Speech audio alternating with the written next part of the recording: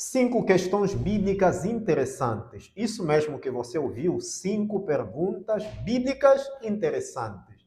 E essas perguntas, na verdade, são perguntas que eu já respondi no programa Bíblia Responde, na Rádio Adventus, e, de certa forma, achei por bem compartilhar essas 5 questões aqui com você, aí do outro lado. Quem sabe você poderá aprender mais alguma coisa da palavra de Deus.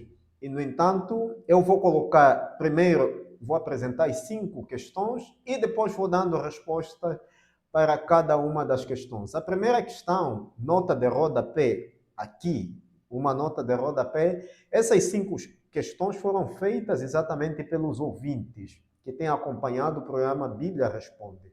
A primeira questão é normal um pastor ser militar? E a segunda questão, um gay pode ser líder de uma denominação?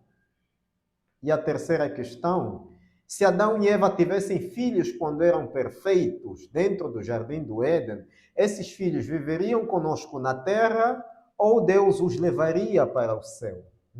Interessante, não é? E a quarta questão, é normal tocar-se batuques nas igrejas ou alguma coisa hoje mudou? E a quinta pergunta, ou a quinta questão, qual é a diferença entre o batismo da água e do Espírito Santo? Então, vamos responder todas as questões. Começando pela primeira questão, é normal um pastor ser militar?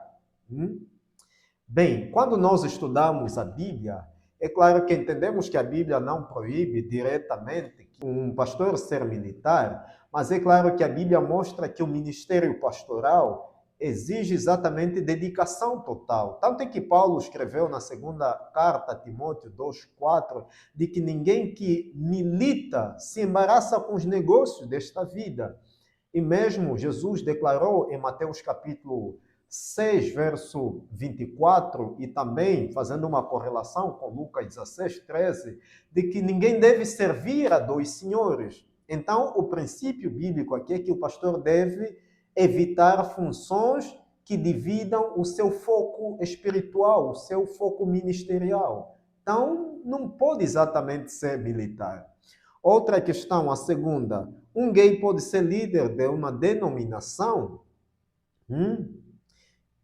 Olha que a Bíblia ensina que líderes devem exatamente viver de acordo com os padrões espirituais elevados. Pelo menos essa é a ideia da perspectiva bíblica. Tanto é que a primeira epístola de Paulo a Timóteo 3,2 diz que o bispo deve ser alguém irrepreensível. E a primeira epístola aos Coríntios 6, verso 9 a 11, mostra que todos podem exatamente ser transformados pela graça. Ou seja, Deus ama todos, mas a liderança ministerial, pastoral, exige vida transformada e alinhada com a palavra daquele que exatamente chama as pessoas para servirem no seu ministério, que é Deus. Então, é claro que não é claro que um gay, dentro da perspectiva bíblica, não pode ser um líder de uma denominação. Outra questão, se Adão e Eva tivessem filhos quando eram perfeitos, esses filhos viveriam conosco na terra ou Deus os levaria para o céu? Claro que o plano de Deus ao criar o homem era para que o homem vivesse eternamente na terra. Por isso que Gênesis 1, 28, Deus declara ao homem de encher a terra, multiplicar-se e encher a terra. E mesmo Isaías 45, 18, aí entendemos que Deus criou a terra para ser habitada para todo sempre pelo homem. E, portanto, viver eternamente na terra era exatamente o objetivo de Deus ao criar o homem, porém sem pecado. Outra questão, a quarta, é normal tocar-se batuques nas igrejas ou alguma coisa mudou hoje? Alguma coisa hoje mudou. Olha aqui, a Bíblia não condena o toque dos instrumentos musicais, mas a Bíblia estabelece princípios para o culto.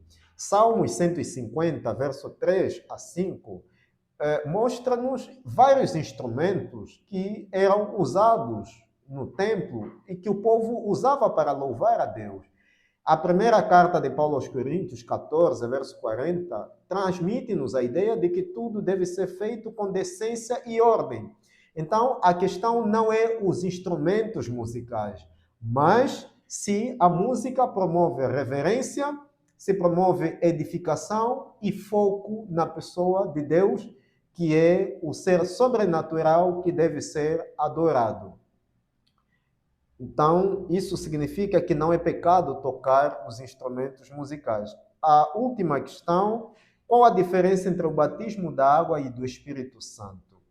Bem, o batismo nas águas é exatamente um ato visível que simboliza arrependimento e nova vida. É uma demonstração pública de que o indivíduo, a pessoa, ama Jesus. Tanto é que Romanos 6, verso 4, Paulo fala de que fomos sepultados com ele pelo batismo.